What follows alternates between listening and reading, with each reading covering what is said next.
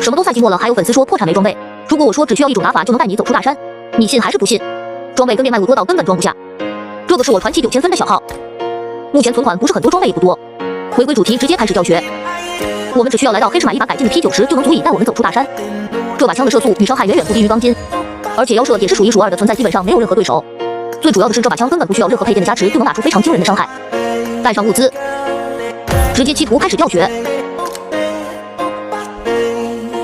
在猛攻之前，我们先过来回一下粉丝。回完粉丝直接进游戏。复活在一个不错的位置，不过周围人挺多的。前面基地有一个复活点，BOSS 点这边也有一个复活点。倒计时结束，直接过来打这边基地的敌人。听见脚步离我很近，但没看见人，应该在我脚下这块石头下面。看到了，果然在这里，我们直接打。掉了一点我们正好需要的子弹，直接拿上。刚才打架的时候，听见这边有人在刷BOSS来到，脸上这小子还挺聪明的，知道滑步也带脚步声。不过他应该不知道地图上会显示脚步，我们直接给他一颗土豆。我那个斗射都没事，看来运气挺好的。上到2楼才发现，原来他在这个阳台上面当老六，看来挺狡猾的。包里面也是什么都没掉，时候也不早了，我们该进辐射区了。把这个人机打了，爆了一个粉光，掉了一个变卖物，还不错。收拾完物资来到辐射，结果没想到正好遇见一个在开箱子的敌人。此时我们2个都大残了，只能看水，先露出破绽。看见他从上面跳下来了，我们赶紧上去躲一下子弹。不过来打我应该是在打扰我们，趁着这个机会直接上打他一个措手不及。刚打好状态包，都没来得及舔前面，又来人了，我们直接扔颗土豆给他。打完刚才那个人附近暂时没人了，我们先过来舔包。第一个人啥都没掉，被炸死的这个敌人掉了一些红色变卖物，还不错。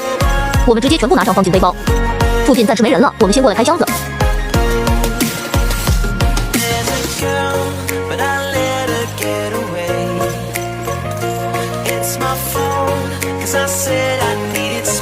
开着开着，没想到听见脚步了，离我们挺近的，我们直接出去打。爆粉了，我们过去看看掉了啥。一些变卖物还行。集装箱旁边的这个武器箱出了一把信号枪，这下再也不用担心撤离的问题了。最后我们再来把剩下的箱子开一下。想玩吃鸡国际服吗？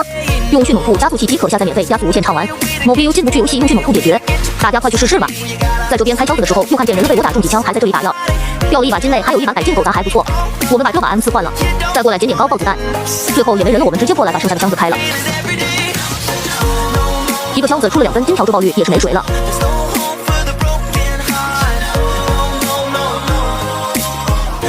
果然拥有 P90的力量，胜利是必然的。就算是钢筋也无法媲美。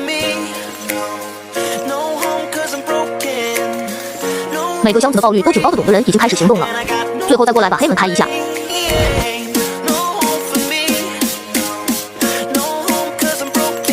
出了一块金砖，一根金条，运气也还可以。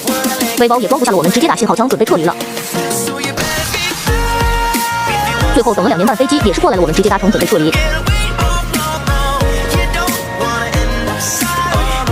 运气非常不错，这把赚了将近快700多万了。